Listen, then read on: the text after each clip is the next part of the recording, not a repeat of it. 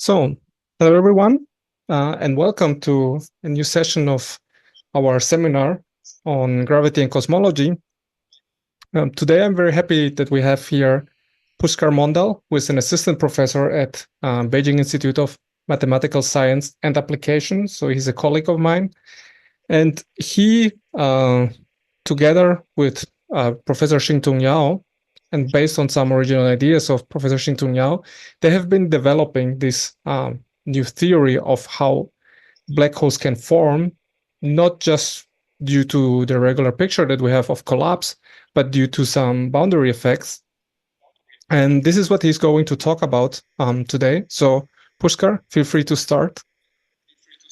Oh, thank you, Alejandro. Thank you for the invitation, and it's a pleasure to actually give a talk here. And thank you for the introduction. So, I guess I'll just turn off my video now because the video is hitting up. Okay, so as Alejandro mentioned that, this is not the usual way people think about formation of black holes. And this is the joint work with Professor Yau, the mathematics part of it, which I'm going to discuss, and some of the physical aspects, which of course I'm not an expert of it. But with my limited understanding, where it can be applied, I'll just give you an overview towards the end. And those are basically the work with, S-T Yau and Dipanjan Day and Jahed, who are kind of like the physicists and like people working on physics side of collapse and gravitational waves, so they have much more physical intuition than I do. So I'm not going to talk about the physics side mostly, but I'm going to talk about the mathematics and give you some geometric intuition of what this is. So let's start with some introduction. So if you recall the GR, in particular Einstein GR, we have a four-dimensional manifold which is has a metric on it. It's called a Lorentzian metric, and you have the Einstein equation, which is basically nothing but this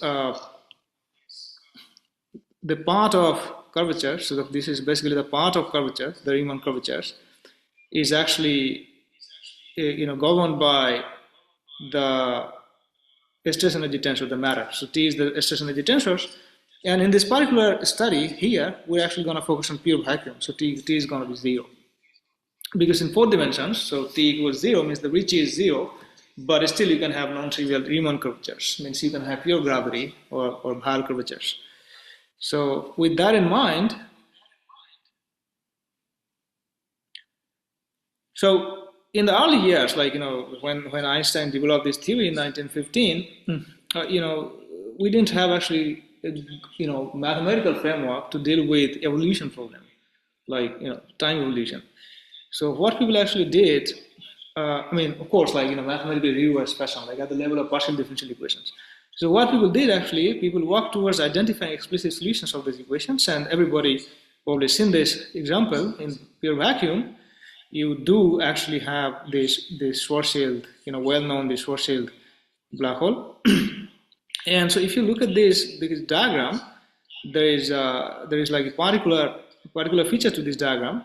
So the domain 2 actually in particular has some pathological objects, called some singularities. So in particular, all these time-like or null geodesics, which actually fall inside this domain, like in number 2, they cannot actually escape to infinity, which is basically this null infinity, right? Future null infinity.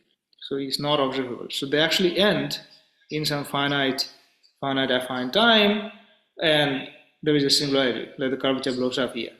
So in particular, this space-time is geodesically incomplete.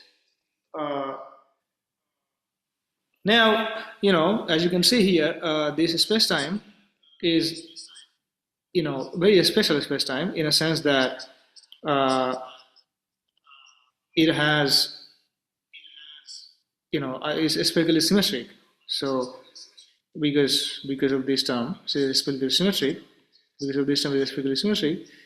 But then people actually started asking these questions that maybe all of this is a feature of high symmetry. Maybe this pathology that you have is basically just a feature of high symmetry, such as spherically symmetry.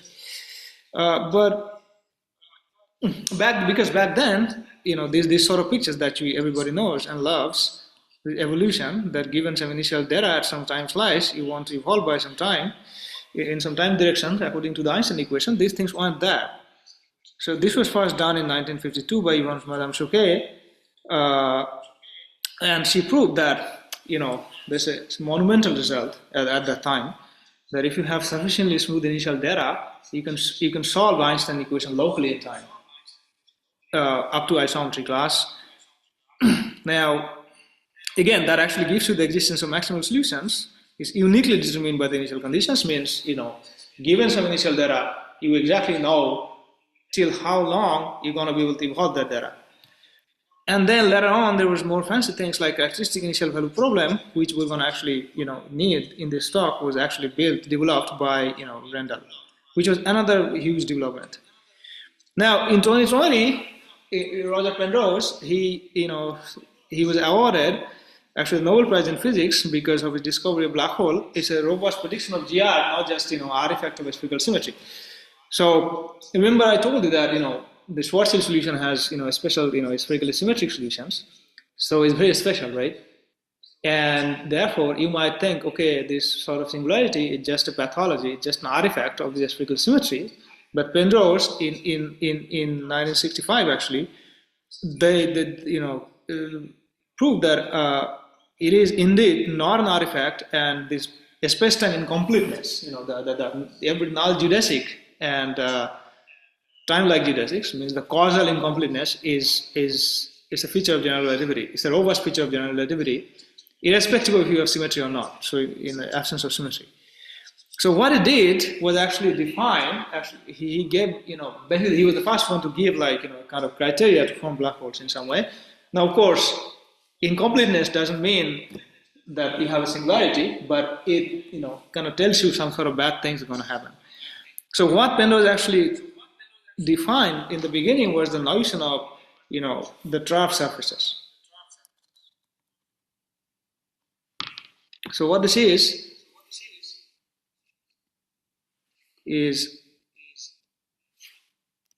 so suppose I give you a 3 plus 1 dimensional Lorentzian manifold. So like this picture, what is going on? Okay, now we're back, good. Yes, so that shadow is gone now. So suppose I give you, the 3 plus 1 dimensional Lorentzian manifold, and here you consider a 2-dimensional surface. So if you consider a 2-dimensional surface, like such as this, you can think of, so any 2-dimensional surface, you have an outgoing, null normal vector, and there is another incoming null normal vector, right? So L and L bar, let's say. And so with respect to this L and L bar, you can define what is called the second fundamental forms, so, or the extrinsic curvatures. So because a 2-dimensional surface is sitting in a 4-dimensional manifold, so you can have extrinsic curvatures of this 2-dimensional surface in 2 directions. One is in the L direction, the other one is the L bar direction. So what Penrose actually defined was what is called the trough surface, which tells you the stress of the second fundamental form. So the stress chi, everywhere negative, stress chi bar is everywhere negative. So in particular, this whole, this 2-dimensional surface, if you go in the future direction, is contracting, like in both incoming direction, which is natural, like even in Minkowski space you have incoming direction contraction, but also in the outgoing direction. So in some way, this is telling you that, the trough surface is some kind of object, from where, there is no escape. Like, even light, the light can't escape. Like, the null geodesic, they're actually trapped. So obviously then all the time-like geodesic is also going to be trapped. So that was the notion of actually the trough surface. So, because the trace chi and trace chi bar, they actually tell you how the area evolves. So trace chi negative means area actually decreasing. Trace chi bar negative means also area decreasing in both directions. So now, with this notion, the singularity theorem that it described was, if you have asymptotically flat spacetime, and you have a non-compact Cauchy slice, which means it's a globally hyperbolic spacetime, and in the non-compact Cauchy slice, in addition, if your spacetime satisfies this, this what is called this null energy condition for all null vectors, so if I satisfy null energy conditions, and this slice contains a trough surface, then this space-time is actually incomplete in the future. So which is actually a remarkable theorem at the time, because here you don't need any assumption on like, symmetry or anything. So it's a very generic feature.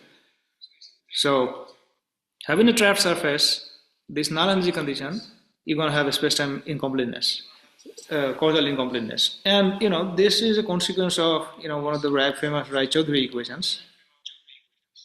And this actually does not really deal with like the full evolution of the Einstein equations. Then the next question that you're going to ask, well, yeah, sure. I mean, if you have a trapped surface, you can have, incompleteness. But how do you know? How do you guarantee that you can have a trapped surface, right? I mean, you might not have trapped surface. So what is Minkowski space, it doesn't have a trapped surface. So there are many other explicit solutions that don't have trapped surfaces, like FLRW don't have a trapped surface. So how do you guarantee that the trapped surface actually forms?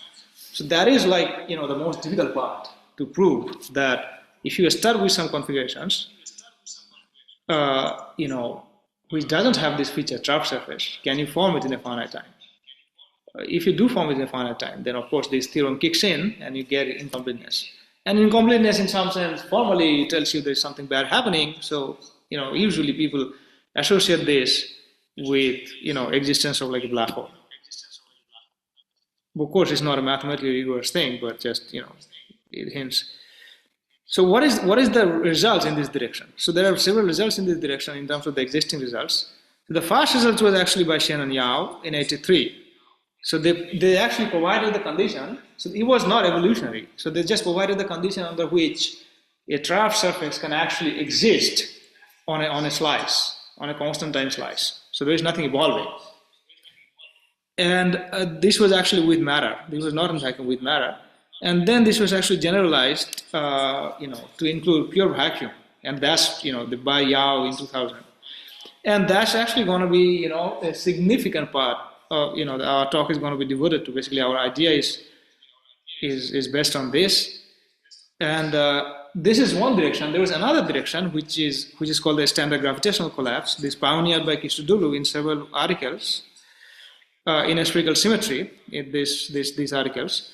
But the first breakthrough came actually in 2008, where Christodoulou proved that, in vacuum, in the absence of any symmetry, you can form, a trapped surface, and, then incompleteness and so forth, trapped surface using what is called the delta short pulse method. So in particular, the idea was if you have a short pulse of gravitational radiations coming from all the way up to null infinity, so, and you can just focus this amount of radiation to a smaller and smaller domain, then at a certain point, it becomes trapped. You have a trapped surface from it. Now, this is what you would expect, right? Like if you have enough gravitational energy, pure gravitational radiation concentrated in a small domain, that's what you would expect, that, something bad is going to happen. But we'll see today's talk, we're going to do something completely different. But later on, so this delta short pulse method, this was about like 500 page. It's actually not 500, this was 400 page. So this proof was actually 400 page. So it's like a book, technically. Later on, Klein and Rodniansky, they reduced these to 120 pages, and they used a different scaling, which allowed to include actually, a more general data set. And later on, and Luke, Xingling An and Jonathan Luke, they provided a scale critical trapped surface formation, which means, it's like a scale invariant. So working with a scale invariant, largeness of the scale invariant norm, in particular the Christodoulou's work was large in H1, and then Luke's norm was actually large in H3, right? So in particular, you can zoom in, zoom out. You can make the domain small, large, it doesn't matter. And then it was extended to other systems like Einstein Maxwell by Athanasiou and Xingling An. And also later on, the work of myself, Athanasiou, and Professor Yau in the Einstein-Young Mills. So this was basically the case where first nonlinear source system were actually included. And also, work on the Einstein kinetic matter recently, last year by, actually this is 25, not 24, by Athanasiou, me, and Professor Yau. Also, there are other results like Luke-Rodniansky for the impulsive gravitational waves by Klein Luke-Rodniansky by anisotropic collapse, meaning you don't have to have uniform radiation in every direction in terms of the solid angle. You can just localize along a particular sector, and you can still form a trough surface. And then the work of Chen and Kahneman in 2024, they gave 30 page, actually 29 page proof using a geodesic foliation, meaning using a different gauge, so to speak, in pure vacuum. So, just coming back, forgetting about all these previous studies, seminal studies, and there are some other studies that, of course, I cannot actually list every other studies in this aspect, but I can only do the most important and seminal ones. And there are, in terms of this black hole formation, right? There are basically, or in terms of the black hole, for more generally, there are several questions that one can ask. So, for example, rigidity, meaning, can we characterize the black hole? Stability. Are the black holes stable under small perturbation? So are the physical objects? Or we know it's a physical object because it's been detected, so we know that it's stable, physically stable. Otherwise, it wouldn't be there. But is there mathematical proof? But the most important one that I think that your opinion actually might differ from mine. But I think what is one of the most important one in this context is that can black holes actually form dynamically, meaning from a time when they did not exist. And if they did, how so? Like exactly what mechanism that actually lead them to form? So in this context, so I'm going to just give you the theorem like right now.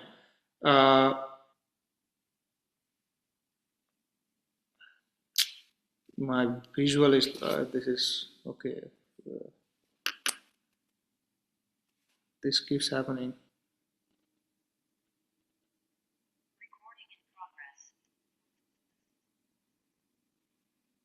Yeah, this just keeps happening. Give me 1 second. I'm sorry about that. Okay, I think we're back.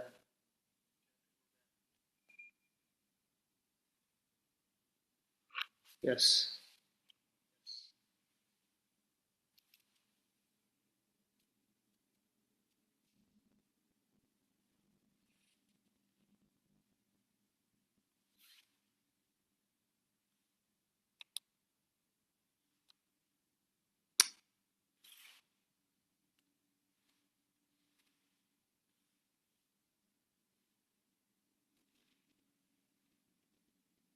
What is going on? Let's see.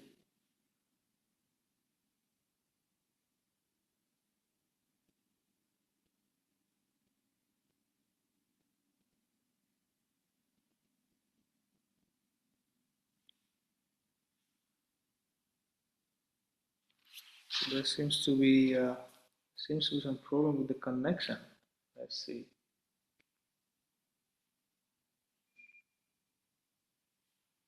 Turn on.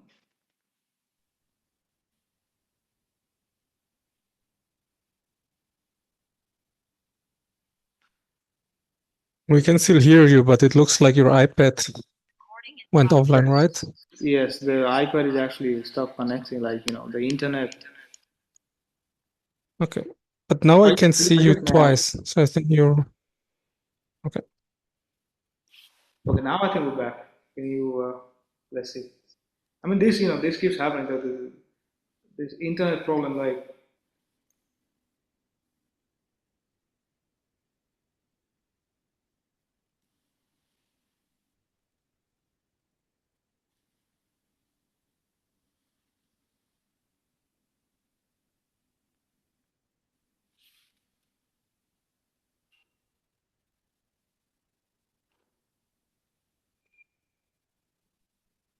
You're screen sharing, but I only can see a black screen. yeah. Okay, let me. Yeah, I'm sorry about this.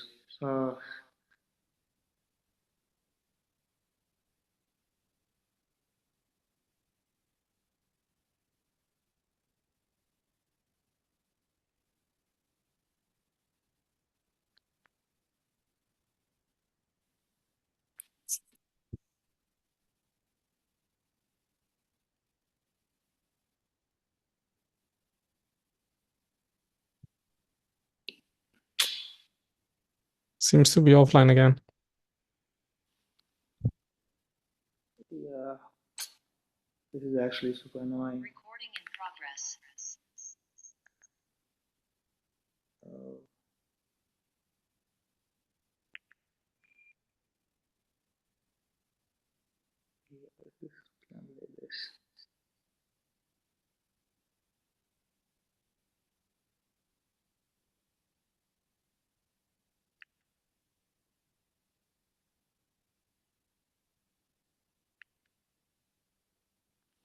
Yeah, you know what? I would just share from the computer and just log out from this. Yeah, maybe that's better. Because from the computer it has been pretty stable until now. Yeah, because the computer internet is actually better, I think.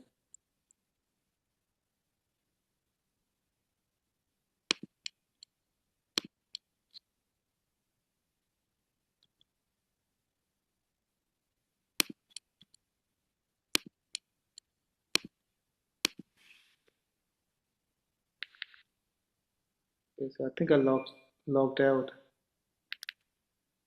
Okay. I can see your screen. Okay. Great. Yes. So maybe I'll do Control L or something. Better, right? Yes. Okay. Sorry about that, but we won't be able to. But again, we won't be able to draw things. But you know, I guess. So basically, coming back. Yeah. Sorry about the inconvenience because you know, the internet scripts have causing problems. So you know, the work of. So coming back. So basically, the three tests of reality. So we want to understand, like the formation. So can the black hole form from a time that actually did not exist? Now, the theorem that I'm just going to give you is just going to, for the pure vacuum, we prove that yes, if we have an initial data set that does not have, so consider like, the set of a spacetime which is asymptotically flat and vacuum. So there exists an open class of a smooth, asymptotically flat vacuum initial data for Einstein equation that actually has nothing, no trough surfaces, no marginally outer trough surfaces, nothing. So marginally outer trough surface, MOTS, they're basically kind of like the outer boundary of, if you have a Cauchy slice and if you have like in a sequence of, the trough surfaces, then the outer boundary would be, so the foliation, if it's foliated by trough surfaces, then the outer boundary of that would be the marginally trough surfaces. No trough, so that would be in the straight sky just barely equal. Positive to negative, you must have 0 so that's the outer boundary. So in particular, if you have a marginally outer trough surface, it means implies that you would have inside that you would have trough surfaces. So then the theorem of Penrose is gonna kick in. And the initial data, in particular, I'm gonna because just think about this as like just an existence theorem that the formation theorem. So if you have some initial data set that we construct explicitly, an open class of initial data set that can give you to form black hole. And what kind of data set and how we do it, that is going to be seen right now. So this is, in particular, this process is not generated by forcing the stress sky to be negative, right? The outgoing null expansion. But instead, it's through a dynamic realization of Yau boundary conditions. So what I mean by that? And of course, the corollary is, we can have black hole formation without trough surface initial data. So we can have some initial data that doesn't have anything, but it can still give you, MOTS, and then by Penrose incompleteness, you would have future incompleteness, which means kind of like an existence of black hole, naive terms. So now understand the main result, what it means. So precisely what we have here, that we need to understand what is the condition that needs to be fulfilled. So suppose we consider an initial data set, which is, omega is the three manifold, the slice, G is the induced metric, and K is the second fundamental form. So initial data set that satisfy the Einstein constraint equations, right? Because at a slice, there is no evolution, so just consider the constraints. So the 4 equations out of 6. And any data that we want to evolve must satisfy this constant equation, right? Otherwise, that's not going to be a valid data. Now, we have to consider basically a domain within this big, slice with boundary delta m. So in particular, look at this diagram. They're actually hand-drawn and put it here. So we have, this m here. There's a typo there on the top. This will be sigma, it's omega. And here, you have a two-dimensional surface with the boundary delta, which is basically the boundary of m, which is delta m. And so at each point, you can have one outgoing null, one incoming null. And, of course, if you take kind of the sum of those, you can get a time-like unit vector, and you can get a space-like unit vector, which is all normal to this surface, the boundary of m, delta m, right? So remember this construction. Then you can define the following. You can define this difference between the two sort of mean curvatures. So the h is basically the mean curvature of the boundary. So if the boundary is two-dimensional in the fourth-dimensional spacetime, so of course this boundary delta m has a mean curvatures with respect to m, right? Which measured with respect to this normal vector s. And you can also have the second fundamental from k. If you restrict that, the second fundamental from k to the boundary delta m, you can also take the trace of that restriction. So it is kind of like a generalized mean curvature, right? If you in the space-time, so to speak, you kind of like a generalized mean curvature in the space-time. So remember this entity. So this entity roughly tells you how kind of convex this surface, the space-like surface S is inside the space-time. So if this is positive, that means it's, so if trace of k, this part is actually 0, which means suppose k is equal to 0, purely Riemannian, then h positive h will be basically convex boundary, and larger the h, the more convex the boundary is. Now we need one more information, which is basically the size of the domain, right? Because this is mean curvature, so it's like curvature, so it gives you some sort of notion of energy. But of course, because our background is asymptotically flat, so our background is Minkowski, so we can't have a black hole just by pure energy or mass, so we need to have a scale.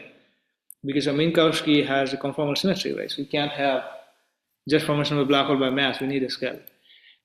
So the other definition that we need is within this domain M, consider a curve, simply connected curve, so gamma, and define the solid torus, solid donut around gamma, right? So basically all the points which lies, at a distance at most from R, from gamma. So it's like a solidified, so it's thickened. So you thicken the curve gamma.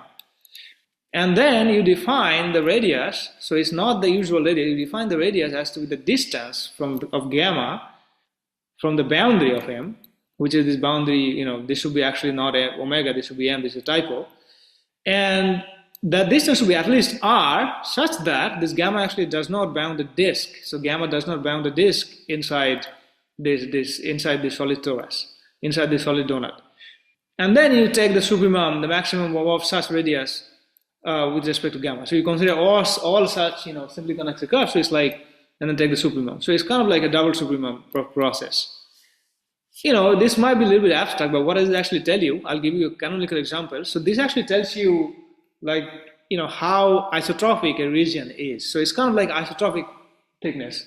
So if you consider like a model ball, Euclidean ball of radius r, then this radius, which is called the h radius or the S-T Yau radius, so this is called radius of this is just r by 2. On the other hand, so this is r by 2. On the other hand, if you have a domain which is like a cylinder, which means you have a product of a sphere of radius r with some interval minus L to L, and then the Dirac computation would give you, by just use the definition that I just told you, the radius of this is going to be this pi r divided by 2 and L, the minimum of these two. So in particular, you can have L really, really long. So you can have really long cylinder with a small cross section, but its radius is not going to be dependent on L, these large directions. So in particular, it only tells you that the maximum distance. So maximum distance from center or something where the domain is isotropic, basically thick in every direction. So basically in here is at least r thick, right? At least pi r by 2 thick. In here at least r2 thick. So in terms of the Euclidean ball, see, it is isotropic because it is thick equally well every direction, right? It's a ball. But if you have a cylinder, it just picks out the one direction, just the smaller direction, so to speak. So it is at least, pi r by 2 thick. So it cannot be less than that. So it can be more than that, right? Because it can be more than that because L could be, comparable. So in that case, it's like isotropically thick, but whichever is actually minimum. So it tells you, so what it does, it tells you to distinguish between, balls, like uniformly thick balls versus, like cylinders, like cigars kind of geometry. And we're going to see this is actually very important. So what Yau's theorem tells you, this is the foundational theorem that actually tells you that if this mean curvature actually verifies, the generalized mean curvature verifies this bound. So all of this case is understood. So look at the boundary and the mean curvature of the boundary, this, this C that I defined, if that verifies this 3 pi by 2 radius time M, then M must have an apparent horizon inside. So in particular, this is pure boundary effect, right? So the C is pure boundary effect, and R is basically the thickness, so how thick the whole domain is. So it tells you that the boundary mean curvature is sufficiently large, so the boundary is sufficiently convex in some sense, I mean in the sense of this curvature, then it must have a MOTS in the interior. So, I mean that's fine, but this is again a static condition. So the dynamic condition would be, you will start with some, so basically the question would be, starting from a configuration that doesn't actually have any MOTS, can we form a MOTS in finite time? So initially we have this other side of the inequality. So this other side of the inequality guarantees that there is no MOTS inside. Now, through the evolution, we want to actually flip the inequality, C greater than that. So at some later time, if you flip the inequality, then you would have a MOTS in the interior. So actually two potential ways you can do it. Either you can increase the C, this mean curvature sufficiently, because here if you can increase the C sufficiently large that it actually, while actually you keep the radius same, such that C actually becomes greater than this ratio, then you can form. Or you can do the other way.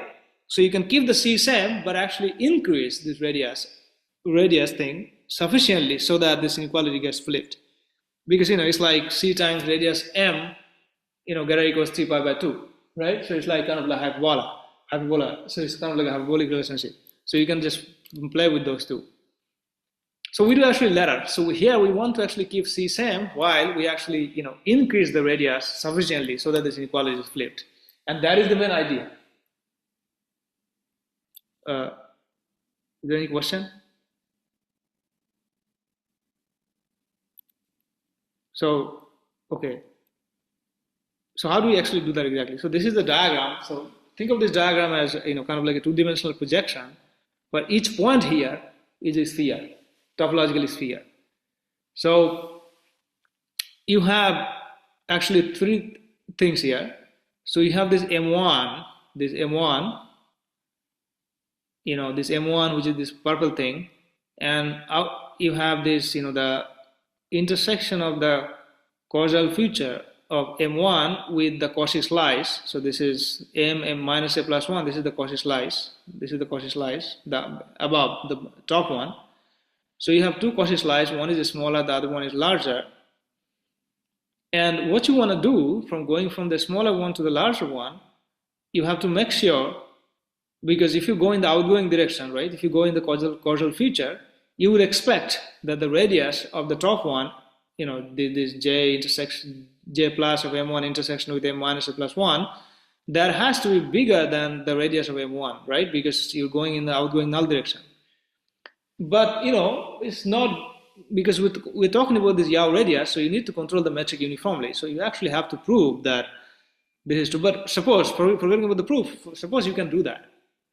Then the idea would be to actually keep the mean curvature along this red line here. So along this, so mean curvature here along this red line. So along this red line here, constant. So if we can keep the mean curvature along the red line constant and impose the condition that, here, this thing does not satisfy the Yau inequality, then there wouldn't be anything here. But the point is, going from here to here, sure, we can actually increase the radius sufficiently, and we can keep the mean curvature same along this. But the point is, how do we keep the mean curvature same along this? So that is actually the most difficult part of this. How do we keep the mean curvature same? Because you would expect that going from here to here, since you are going in the outgoing direction, you would expect the mean curvature to actually decrease, rather than staying the same. So you have to somehow pump in some kind of gravitational radiation here to keep the mean curvature same.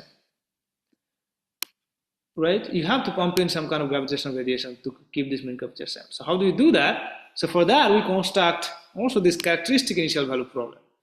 So in particular, you consider this characteristic slab where you provide data on this surface u equals 0. This is an incoming null cone. You provide data on u equals 0. That's an outgoing null cone. And you provide data on this interior. And of course, you can provide data on all of these three. And you have to glue them along the interface in a semi-smooth way. And these things, I'm saying this, and none of this is trivial thing. This is extremely technical things to do. But, assuming that you could do that, because, mostly, then we have to prove that the solution of the Einstein equation actually exists in this domain, and in this domain. Then there is nothing bad is happening in these both domain. And going from here to here, the inequality, Yau's inequality actually gets flipped. So how do you do it? So what you do, you put in lots of this, instead of putting in a lot of incoming radiation, which is basically usually the case of collapse, here what you do, you consider some data which is dispersive, large but dispersive data. So, which is not like a collapsing data. It's a large data but dispersive data, and I'm going to tell you what exactly this is. In some sense, like an anisotropic data, like anisotropic geometric data, such that you have some large outgoing radiation which interacts with this interior geometry here and feeds you back some gravitational radiation to these null slice, such that that extra gravitational radiation that comes in, that can keep this mean curvature actually. So this pumping of this extra radiation that comes in actually keeps this mean curvature kind of roughly the same along this whole null hypersurface. And you have to make sure that the rate of the change of the radius from going from here to here is overcompensates this mean curvature, so that the inequality is actually flipped. So this actually increases more than the difference between the initial and the final. So of the inverse mean curvatures in the inequality. So in particular, if you look at this thing, so this red part. So in the red part, the idea is that you have to have like sufficient. So the red part is actually pretty large, and you have to have sufficiently large, mass. So you have to have some ADM mass. I mean, not ADM mass, sorry, like some quasi-local mass, like Hawking mass or something large in this domain. That would actually do it. So the exact condition that we're going to see is this. So the exact condition that we're going to see, now we have to actually erase all of this. The exact condition that we're going to see is, so the exact condition is that we provide some large dispersive data, or u equals 0 and u bar u equals u infinity and u bar equals 0, and consider the conjugate shear, and consider this entity. So this entity, the integral, is roughly tells you, so this integral actually roughly tells you the amount of, the outgoing radiation here. So this has to be somehow large. I mean, large in a sense because it's a dispersive, right? So you would have like 1 over a for the Cauchy slice t equals a. So you would have 1 over a that you would expect, the decay from the wave equations. But the coefficients of that, this is order 1. So in particular, this doesn't have to be too large. And the area mass of the Cauchy slice, like the mass contained in the area Cauchy slice, is like order a to the half. And a is actually a very large number. So if a is large, then the mass actually could be very large. So in particular, you can have large mass in some really large domain where you don't need to concentrate. So because if you go back to this diagram again, we're doing the opposite. We're going in the outgoing direction. We're not going in the incoming direction. And we're actually increasing the radius rather than decreasing the radius. right? So in particular, but the way we're doing things is we're deforming the boundary too much. We're deforming the boundary too much by pumping in some gravitational radiations, like through this like huge mass in this radius, in this red domain. So it's not collapsing, but it's just forming. It's not collapsing. That's probably not the right word, but it is collapsing. Not collapsing in the standard sense, but it is able to produce this marginally outer surface in this. So this diagram should be kind of self-consistent. Now I tell you like what is the kind of characteristic the characteristics of the data that I can tell you. This inside this M1, you have to have these particular characteristics, means your Ricci, the trace-free part of the Ricci curvature. So remember that Ricci curvature is actually, if the Ricci is 0, like for the slice, like the three-dimensional slice, that would mean it's flat, right? Because in 3 dimension, the Ricci curvature actually controls the whole Riemann curvature. So the slice is 3 dimension, constant time slice. So if the Ricci is 0, if the trace is 0, that would mean, it is in some sense, isotropic, because this is literally telling you like deviation from being isotropic, the background being isotropic. On the other hand, if you compare to the scalar curvature, which actually is smaller because A is large, so it's like order A to the minus 3. So this part is actually anisotropic geometry in the interior M1. And to give some physical perspective, this is everything that we've done here is actually in vacuum, right? But in reality, this is actually some ongoing work that I'm going to tell you. So in reality, we also need to consider like matter. But the difficult part is for vacuum, as I mentioned, like you have to have existence problem. You have to solve the Einstein equations, and you have to prove that in this domain you can actually solve the Einstein equations in the domain, like in this red domain, in the big red domain, this rectangular domain, and also in this in the Cauchy slice, in between these two purple things, like purple and blue things, like the Cauchy slices. You have to solve the Einstein equation, right? Because if something bad happens to the Einstein equation before MOTS can form, then then it's bad, right? Then we can't do anything. So we have to make sure that we can solve the Einstein equations. The point is that it's the most difficult part. The existence is the most difficult part. It's not true in general for any matter, reasonable energy conditions. In particular, for example, for fluids, we don't have these sort of theorems. The theorem that we have for the radiation fields like electromagnetism or Young-Mills, or for like basically massless scalar fields, so it's for radiation fields only, you can actually prove that. So that's kind of like the thing that we're doing right now with our colleagues, like with my colleagues, with Professor Yau and my other colleagues Dipanjan Dey and Jahid Abidi, that you can actually make this trace-free part of this, so that you project to the space-like slice and look at the trace-free part of the stress tensor. And you can make this large to actually increase this Ricci through the structure equations, because this is the embedding. So you have to Gauss-Corazzi the structure equation. So through the structure equation, you can make this large, and that would facilitate the increase of the Yau radius. So this would actually make the Yau radius even larger, faster.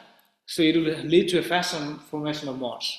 That you would kind of expect, right? If you have more matter, roughly speaking, if you add more matter, you would things become actually faster than gravity. And matter satisfying the energy condition means it's a gravitating matter, not like repulsive matter, like cosmological. A repulsive thing like cosmological constant, but like actually, some matter like a scalar curvature, a scalar field with zero mass, which satisfies all the energy conditions. So this is not the standard collapse scenario. This mechanism can introduce actually a way to understand formation of many black holes in several astrophysical framework, where actually collapse is ruled out. And this is actually, I don't understand this quite well, because as my colleagues told me that there are many situations in astrophysics and cosmology where is this Christodoulou type short pulse collapse is ruled out for the formation of lots of black holes, and people don't really understand how those black holes actually form. It's of course very interesting and complicated problems. So maybe this can actually shed a light, this mechanism of this boundary geometry, just deforming the boundary enough to produce in a black hole inside, can give some hint towards better understanding. So this is actually the ongoing work. So with that, I should close. With that, I close. Pretty much, I'm done. So Alejandro. So I think yeah. And thank you for Yeah. So thank you for listening to this. Yeah, thank you very much, Puskar, for your nice presentation. And now we can start taking some questions. Do you have questions from the audience?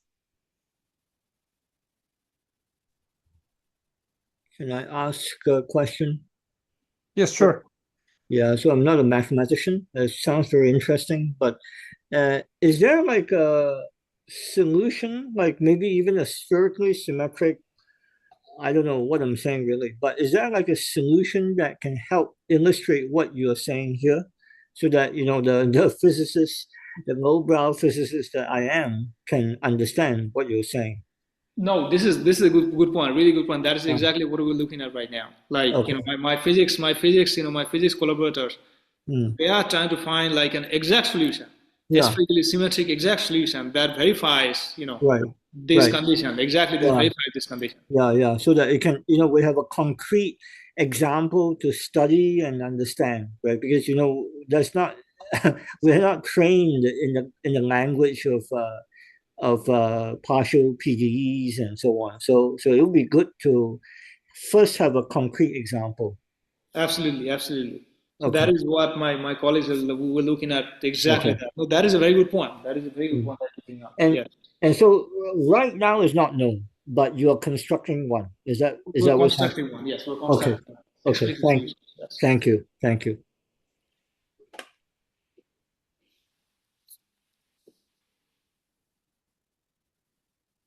Yeah. Do we have other questions?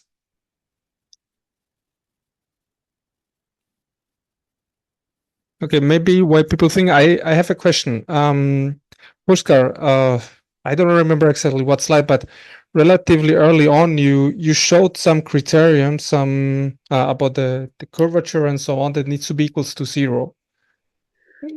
Do you know which one I mean? Uh,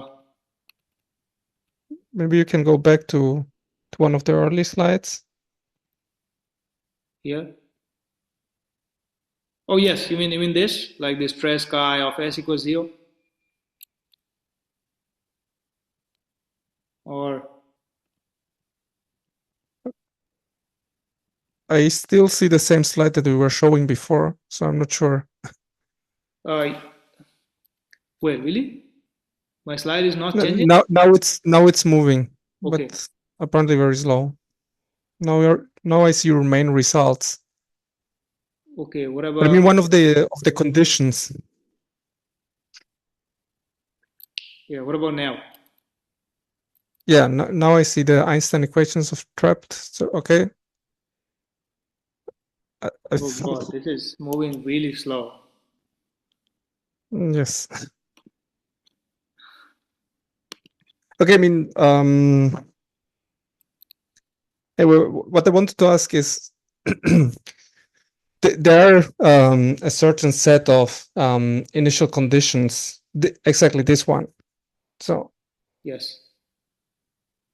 how can I understand, like, like physically speaking, what kind of space-times do these conditions correspond to? Is this like a very strong constraint that only allows certain specific kind of spacetimes, or is this something that is actually fulfilled for most physical spacetimes we can think of?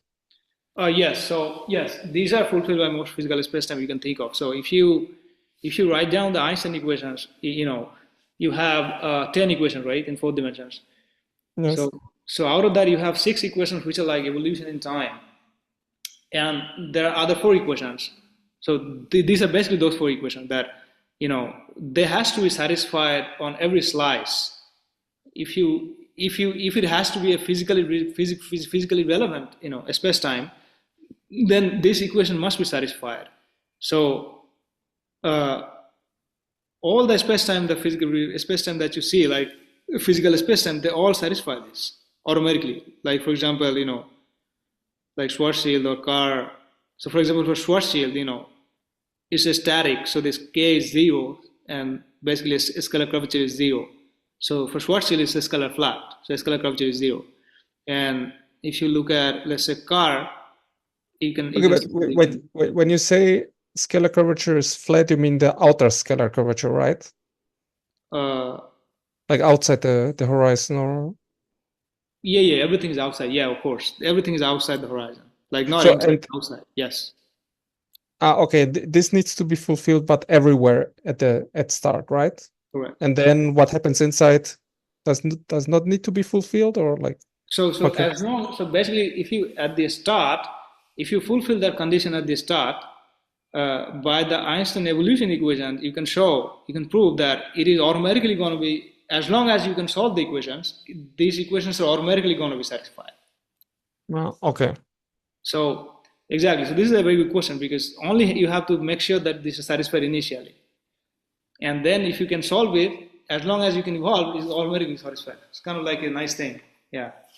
Okay, so basically, as long as you don't have some divergent part or anything like Correct. wait, okay. Correct. As Okay. long as things are regular, exactly. As long as you can, evolve it in a regular way, these are going to be satisfied. It's absolutely yes. Okay. Okay. Do we have other questions?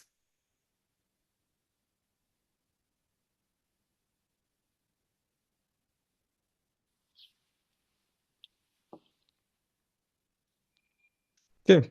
Seems like everything is quite clear. So thank you very much, Puskar. It was very nice. Wait. There is a written question which says, sorry, can you elaborate a little bit more on the THM about the existence of the trap surface by looking only at the boundary data? It is derived from the usual focusing formula, or is it derived from the bounded? Wait, it's not letting me to finish reading this. Derived from some bounded quantity. I see. Okay, this is actually a good question. So it is not derived by the focusing formula. No, it is not derived by the usual Raychaudhuri focusing phenomena. Instead, it is derived through solving what is called a Young equation. So I'll tell you what it is. So you have, again, it's kind of like a little bit in detail. So what Young equation is, Shen and Yau introduced, it detects the existence of apparent horizons in the spacetime. So while the solution of the Young equation blow up, so it's a quasi-linear PDE, it's a quasi-linear elliptic PDE, and it precisely, the solution of that precisely tells you what the apparent horizon is. In particular, the solution blows up as you go near the apparent horizon, and that is how this detection of trap surface condition, like this MOTS condition. I mean, the apparent horizon, basically, like the MOTS, MOTS condition, is literally comes out of that equation. If you solve that, if you try to solve the equation, do some analysis at the level of initial data, you don't need any focusing, nothing, just pure boundary, because the Young solution actually blows up as we approach this boundary, like a two-dimensional surface. So yeah, it's nothing to do with focusing. It is purely interaction of the boundary with the interior in a large, very large scale. So you can think of this as like gravity being like a long-range force. Like if you do something in the interior, you can feel all the way out in the boundary. So and the reverse. So if you do something on the boundary, something crazy, you can feel all the way in the interior. So this is kind of basically the idea. There is no focusing. This has nothing to do with focusing. But yeah, very good question. Absolutely, great question.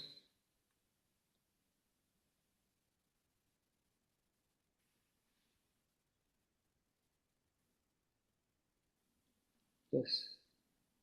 Thank you for the question. Yes, you're welcome.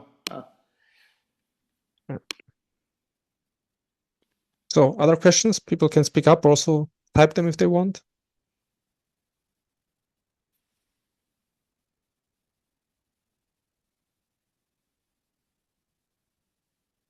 Okay. Now it seems like there is really no more questions. So then I will stop recording now.